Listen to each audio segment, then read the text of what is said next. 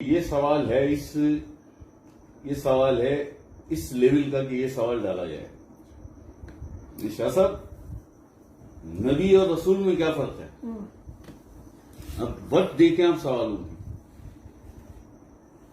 تو کہنا غضب ہو جاتا ہے نا کہ اس کا جواب نہ ملا وہ سوال کرو.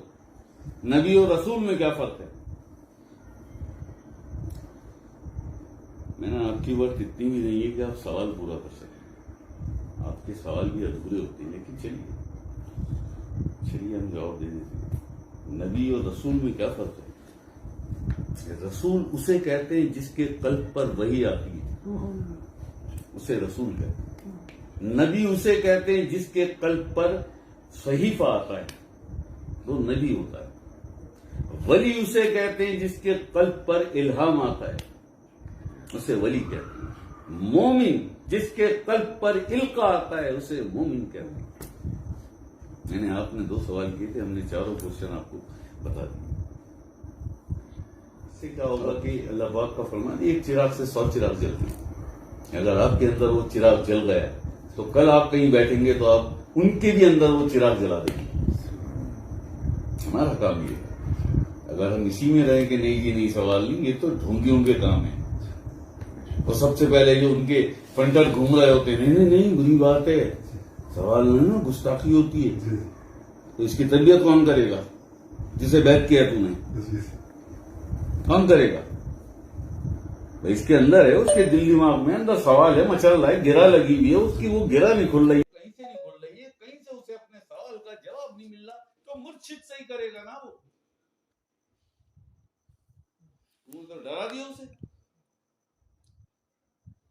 چل یہاں تو بچ جائے گا، یہاں تو بچ جائے گا. مجھے اللہ تجھے پکڑے گا. تیرے حوالے کیا تھا ان لوگوں کو. میں نے کیا سکھایا، کیا تربیت دی؟ انہیں چھوڑ، ان سے تھوڑی پوچھنا تجھ سے، کیونکہ میں نے تجھے دی تھی ذمہ داری، تیرے حوالے کیا تھا، تیرے پاس بھیجا تھا میں نے انہیں. تو نے کیا سکھایا انہیں؟ ہاں کیا کرے گا؟ یہاں تو یہ رنگ بازی دکھا دے گا، کہیں نہیں گستاخی. نہیں دوستوں کی طرح کامل مرشد، اکمل مرشد، مکمل مرشد. اگر مکمل مرشد رسائی والا تجھ تک، تو اس تک پہنچ گیا، تیرا اس سے واسطہ پڑ گیا، تو چوکنا مت، نہ چوکنا، ڈال دینا سوال تاکہ تربیت ہوتی. اور وہ بڑی اس دن اللہ پاک پوچھا تھا، میں نے بتایا، میں نے قرآن سے حدیث سے سمجھا دیا. اللہ پاک مہربانی. اللہ پاک اچھا بتا کیا تم جہاں جا رہے ہو ایسے بھی وہیں لے. حقیقت یہ ہے جس سے چھپایا جاتا ہے. بھائی تو نے مرشد بنا لیا، تو نے کس بات پہ اسے؟ قرآن تو کچھ اور کہہ رہا ہے. قرآن تو واضح لفظوں میں فرما رہا ہے، وَلَا تُطِعْ مَنْ أَغْفَلْنَا قَلْبَهُ عَنْ ذِكْرِنَا، اس کی اطاعت نہ کرنا جس کے قلب کو ہم نے اپنے ذکر سے محروم کر دیا. قرآن فرما تو نے کیسے اس سے بیعت ہو گیا؟ تو نے کیسے اطاعت کی؟ تو نے اس سے پوچھا تھا کہ حضرت آپ کا قلب اللہ کا ذکر کرتا ہے؟ اگر کرتا ہے تو مجھے قرآن کا حکم ہے، میں آپ کی اطاعت کروں گا. اور اگر آپ کا قلب اللہ کا ذکر نہیں کرتا تو قرآن نے مجھے سخت حکم دیا ہے کہ اس کی اطاعت نہ کرنا. ولا تطع من. کیا کروں میں کیا کروں؟ یہ ہے وہ چیز جس کے لیے کہا جاتا ہے ہر جگہ یہی چل رہا ہے. نہیں گستاخی ہو جاتی ہے. کیوں؟ کہ تیرے پاس جواب نہیں ہے. تیرے پاس جواب نہیں ہے. زمانہ ضبط ہو جائے گی اتنے سارے مریدوں کے سامنے. اس نے سوال کیا، تیرے پاس جواب نہیں ہے. تو وہ جو سارے بیٹھے ہیں وہ تیری شکل دیکھ رہے ہیں، یہ کیسا مرشد ہے اس کے بعد جواب ہی نہیں ہے. بھائی پھنس گیا نا. وہ جو بڑی سرکار پہ جو ہوا ہے معاملہ سارا، کہاں ہے اس سجادہ نشین؟ آ جائے نا. میں تو جو سینکڑوں ہزاروں سینکڑوں دربار سمجھ لیا پاکستان میں، سینکڑوں دربار ہیں، ان سینکڑوں میں 8 ہیں کامل ذات. صرف 8 سینکڑوں میں 8 کامل ذات ہیں. میں ان 8 کامل ذات جو دربار ہیں وہاں جو سجادہ نشین اور گدی نشین بیٹھے ہوئے ہیں، میں ان کو آواز دے رہا ہوں. اور نہیں سنی میری آواز تو میں جا رہا ہوں ابھی منڈے یا ٹیوزڈے کی محفل میں سب سے پہلا کام یہ میرا یہی کہ جتنے 8 کامل ذات ہیں تمہیں تو یہ بھی نہیں پتا، تمہیں تو مراتب کا بھی نہیں پتا کون کس مرتبے میں، تمہیں کیا پتا؟ سینکڑوں دربار ہیں پاکستان میں، 8 ہیں کامل ذات، صرف 8، تمہیں تو یہ بھی نہیں پتا ہو۔ میں وہ جو 8 کامل ذات بیٹھے ہیں، وہ جو دربار ہیں، ان کی تربت پاک، ان کے جو سجادہ نشین ہیں، میں انہیں آواز دے رہا ہوں، آؤ آؤ وہاں جو آتے ہیں فیض لینے، کیا فیض دے رہا ہوں میں؟ گھڑیاں اپنے ہاتھوں میں سے اتار کے جیبوں میں رکھ لو، مجھے پتا ہے جب میں سوال ڈالتا ہوں نا تو سب اپنی گھڑیاں دیکھتے ہیں، بہانہ کیا بنائے حق نے۔ لائیو ہوں نا میں لائیو ہوں، پوری دنیا میں جا رہی ہے ٹرانسمیشن، ڈالیں کمنٹس اور مجھے جواب دے ذرا، ورنہ چھوڑ دیں اپنی یہ مسند، گھر جا کے بیٹھے،